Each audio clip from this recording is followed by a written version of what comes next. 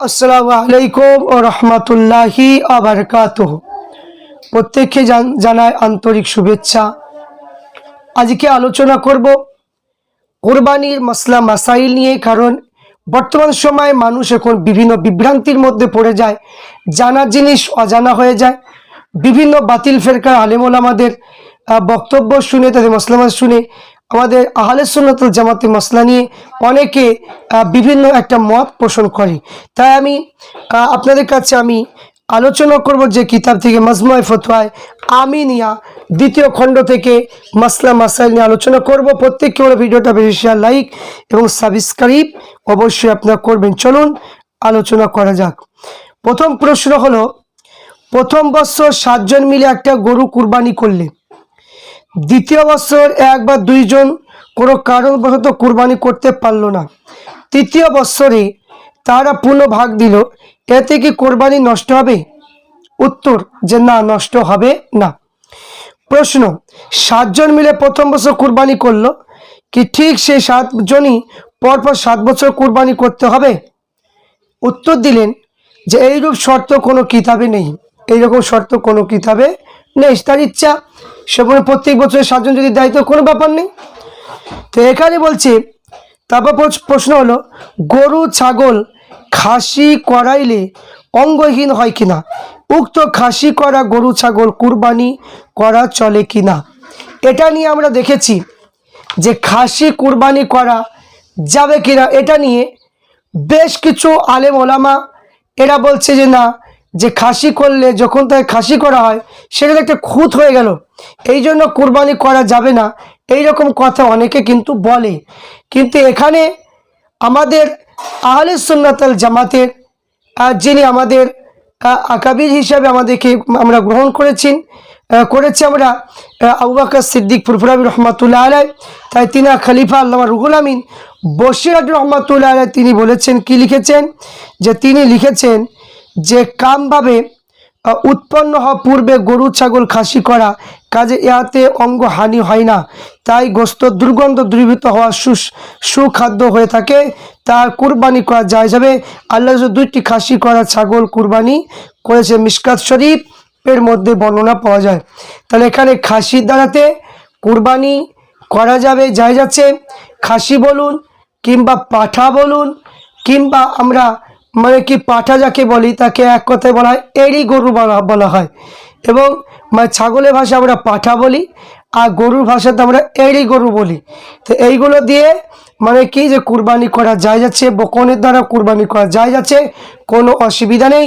আল্লামা রুহুল আমিন বশির রহমাতুল্লাহ আলাইহির কিতাব থেকে সেটা আমরা পেলাম। তারপরে আমরা দেখব ঈদুল আজহা নামাজের পূর্বে কুরবানি করা জায়েজ হবে কিনা। ঈদুল আজহা নামাজের পূর্বে কেউ যদি কুরবানি করে দেয় সেটা জায়েজ হবে কিনা।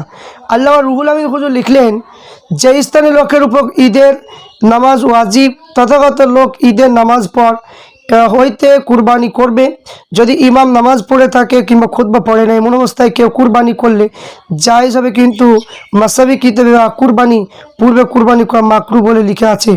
যদি মহল্লার মসজিদে ঈদগাহ উভয় স্থানে ঈদের নামাজ পড়া হয়, তবে সেই স্থানে প্রথম ঈদের নামাজ পড়া শেষ হয়ে সেই স্থানে কুরবানি এখানে করলে জায়েজ হবে। আর হেদায়া কিতাবে আছে, সামহুল আয়াম্মা হুলিয়ানি বলেছেন, যে স্থানে নামাজ প্রথম হয়েছে সেই স্থানে লোক কুরবানি করে যায় যাবে, বিপরীত যায় যাবে না। যদি লোক উজোর মানে কি জন্য কিংবা বিনা উজুরে প্রথম দিবসে ঈদের নামাজ না পরে ঈদের নামাজে ওয়াক্ত চলে যাওয়ার পর হয়তো যদি সূর্য গড়িয়ে যাওয়ার পর কুরবানি করতে পারবে। অরণ্য ময়দানে প্রভৃতি ঈদের নামাজ ওয়াজিব নয়, তাই 10 জিলহিজ্জা তারিখে সুবেহ দিকে পর হতে কুরবানি করতে পারবে। ফতোয়া ইসলামীর মধ্যে এটা বর্ণনা করা হয়েছে। কিন্তু আমরা দেখেছি কিছু মানুষ বলে যে কুরবানির চাঁদ উঠলে যদি কুরবানি মানে কি ছাগল যদি মরে যাবো ভাব এইরকম যদি হয়, অসুখ বিসুখ হয়, তো বলে যে কুরবানির চাঁদ উঠে গিয়েছে, জবাই করে যেভাবে কুরবানি গোস্ত বন্টন করা হয় ওইভাবে বন্টন করে দাও, কুরবানি আদায় হয়ে যাবে। এটা কোনো দিনই হবে না। এইরকম মাসালা কোনো মানুষ কোনো মানুষকে বলবেন না, কারণ এখানে 10, 11, 12 ঈদের নামাজের পর কুরবানি করতে বলেছে। ঈদের নামাজের পর কুরবানি 3 দিন হবে। তাহলে আপনি 1 তারিখে ঈদুল আজহা চাঁদ উঠলো, আর আপনি কুরবানি মানে কি পশু অসুখ হচ্ছে বলে জবাই করে আপনি বন্টন করবেন, এটা কোনোদিন কুরবানি হবে না। এইরকম মাসালা কখনোই বলতে যাবেন না। তাই কুরবানির টাইম হলো যে 10, 11, 12 মানে কি ঈদুল আজহা নামাজের পর। ক্লিয়ার?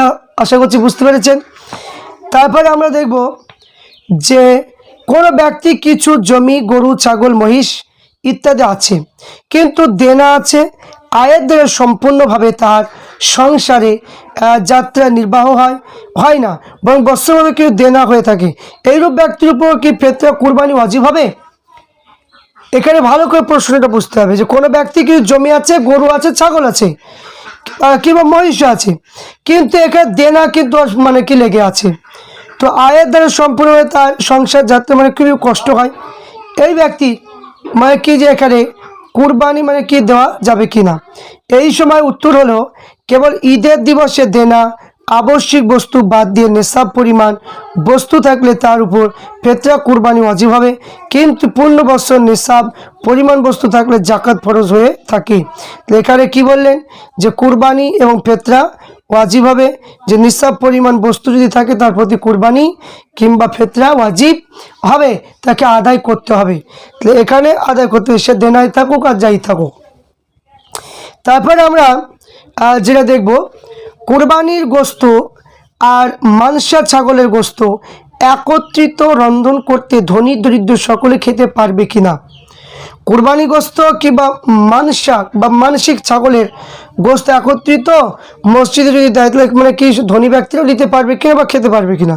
তো বলছে দরিদ্ররা খেতে পারবে, কিন্তু ধনী খেলে মাকরুহ তাহারিমি হবে। মান্যতের ছাগল মানে কি হোক গোস্ত মানে মানুষরা মানে মান্যতের ছাগল গোস্ত খালে মাকরুহ তাহারিমি ধনী ব্যক্তিদের হবে, তাই এখানে মানে ধনী ব্যক্তিদের খাওয়া চলবে না। এখানে বলছে প্রশ্ন, একটা গরুতে একজনা কুরবানি অন্যজনা আকিকা জায়েজ হবে কিনা? এই প্রশ্নটা অনেকে বলে যে একটা গরুতে ছাগল মানে একটা গরুতে কুরবানি কিংবা আকিকা এটা কী করে সম্ভব, কারণ গরু তো একটাই মাত্র জান, এর দ্বারা এতগুলো সম্ভব কি? তো এখানে আমি এই আম মানুষকে বলবো যে আপনারা অত পাকামো করতে যাবেন না, কারণ বড় বড় যারা মুহাক্কিক যিনারা আমাদেরকে হাদিস কোরআন মানে কি ফিকহ কিতাব যিনারা তোহফা দিয়েছেন, তিনারা যেটা লিখেছে আমাদেরকে সেটা মানতে হবে। তিনাদের কিতাব অনুযায়ী আমরা চলি, কিন্তু আমাদের ব্যক্তিগত মন গড়া কথা দিয়ে কখনো শরীয়তে ফতোয়া চলবে না, এটা মাথায় রাখতে হবে।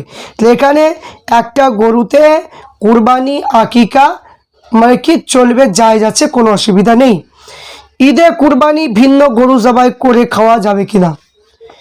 ঈদের কুরবানি মানে কি ঈদুল মানে কি যে কুরবানির দিনে অনেকে হয়তো কুরবানি থাকে না, তো তারা মানে কি যদি মানে কি গোস্ত নেই বলে বা গোস্ত পায়নি, তো ওইসব মানুষ মানে কুরবানির দিনে গরু জবাই করতে পারবে কিনা? এখানে বলছি ঈদে কুরবানি ভিন্ন গরু জবাই করে খাওয়া কি দেখে জায়েজ। সূরা আনআমে 17 নম্বর রুকুতে বলেছে, তোমরা আল্লাহ তাআলা প্রদত্ত জীবিকা ভক্ষণ করো, শয়তানের অনুসরণ করিও না। গো হইতে দুটি পুরুষ স্ত্রী মিশকাত, সহিহ বুখারী হাদিসের দ্বারা এখানে বোঝা যায়। কিন্তু এখানে একটা কথা মাথায় রাখতে হবে যে কুরবানির দিনে অন্যান্য পশু যদি মানে যে কুরবানি মানে কি নেই, যে মানে কুরবানি মানে কি আমি মানে রাখতে পারিনি, তাহলে অন্য একটা পশু জবাই করে গোস্ত পাইনি খেতে পারবো কিনা? খেতে পারবেন, কিন্তু এখানে একটা বোঝার বিষয় আছে, সেটা হলো কি আমি একটা মালিকানা নিসাব, আমার প্রতি কুরবানি ওয়াজিব, কিন্তু আমি কি করলাম কুরবানি আমি দিলাম না, মানে কি যে টাকা নেই বিভিন্ন বাহানা দিয়ে কুরবানি আমি দিলাম না, কিন্তু দেখা যাচ্ছে কুরবানি দিতে পারবে না, অর্থাৎ দেখা যাচ্ছে সেই ব্যক্তিরা কি করলো যে কুরবানি মানে না দিয়ে কিছু মানে মুরগি হোক কি গরু জবাই করে মানে কি এরা খেলো। তো এখানে আমি বলবো মালিকানা নিসাব তাদের একটু লজ্জা করা উচিত, কারণ এখানে কুরবানির দিনে যারা মালিকানা নিসাব কুরবানি না করে গোস্ত খাওয়া এটা একদমই উচিত হবে না, কারণ জায়েজ যদি থাকেও তবুও মানে নিজেকে একটা মানে ছোট মনে হচ্ছে, কেন যে আমি মানে মালিকানা নিসাব আমি কুরবানি দিলাম না আর মানে কি গোস্ত মানে করে খাবো, এটা কখনোই ঠিক হবে না। তাই মালিকানা নিসাব যারা আছে প্রত্যেককে কুরবানি আদায় করতে হবে, কারণ কুরবানি মানে কি আদায় করাটি সবচেয়ে মানে কি বেটার হবে, এটাই হচ্ছে কথা। কিন্তু জায়েজ আছে, কোনো অসুবিধা নেই।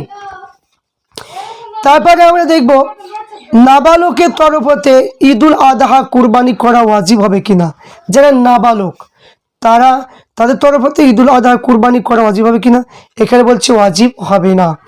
তারপরে দেখব 7টা পরিবার 7 জন নামে একটা গরু বা একটা উট কুরবানি করা জায়েজ আছে কিনা। জায়েজ আছে। 7টা পরিবারের 7 জনের নামে মানে গরু যদি কুরবানি করা তাহলে এটা জায়েজ হবে, উট করলেও জায়েজ হবে। তারপর স্ত্রীর তরফ হতে স্বামী পক্ষ ঈদে কুরবানি করা জায়েজ হবে কিনা, এখানে ওয়াজিব নয়। স্ত্রী বা কুরবানি ওয়াজিব হলে সেই স্বামীর নিকট হতে মহুরানার টাকা লইয়ে ও আদায় করবে। ওয়াজিব না হলে যদি স্বামী তার মত লইয়া নিজের তরফ হতে কুরবানি করে তবে তা ভালো কথা।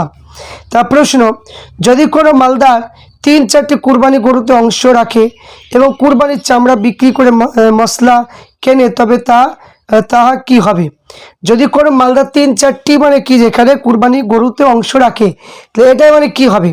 এই সম্পর্কে বলছে কয়েকটা গরুতে অংশীদারি হওয়া যায়, কিন্তু চামড়া বিক্রি করে খাদ্য সামগ্রী মশলা মানে খরিদ করে এখানে মাকরু। এখানে মাকরু বলেছে চামড়া কিংবা মানে চামড়া মানে টাকা বিক্রি করে দিয়ে ত্রিপল কিনা কিংবা এগুলো চলবে না, এগুলো চলবে না, কারণ চামড়া বিক্রি গরিব মিসকিন দেখে বন্টন করে দিতে হবে। তো এখানে আমি বারবার বলছি যে মালদার ব্যক্তি হোক, যদি মানে কি যারা মালিকানা নিঃসাব তাদের সঙ্গে যে আমার মানে কোটি কোটি টাকার মালিক, সে যদি বলে যে আমি অংশীর মধ্যে থাকবো, তাহলে অংশীর মধ্যে থাকলে কোনো অসুবিধা যায় যাচ্ছে। কিন্তু সে যদি নিজে যদি পারে তাহলে মানে নিজে দিতে পারবে, কোনো অসুবিধা এখানে নেই। কোনো কিন্তু লেখা নেই যে ধনী ব্যক্তি বলে ওকে একা মানে ব্যক্তিগত একা কিনে দিতে হবে, এইরকম কথা কিন্তু কোনো কিতাবের মধ্যে পাওয়া যায় না। কোনো কিতাব বলতে গেলে আমার কাছে যে কিতাবগুলো আছে সেই কিতাবের মধ্যে আমি দেখতে পাচ্ছি না, কারণ কুরবানি মাসলা মাসাইল সম্পর্কে কিছু নাহলেও কমসে কম 25 থেকে 30টা কিতাবের মধ্যে আমি কই এটা দেখতে পাচ্ছি না।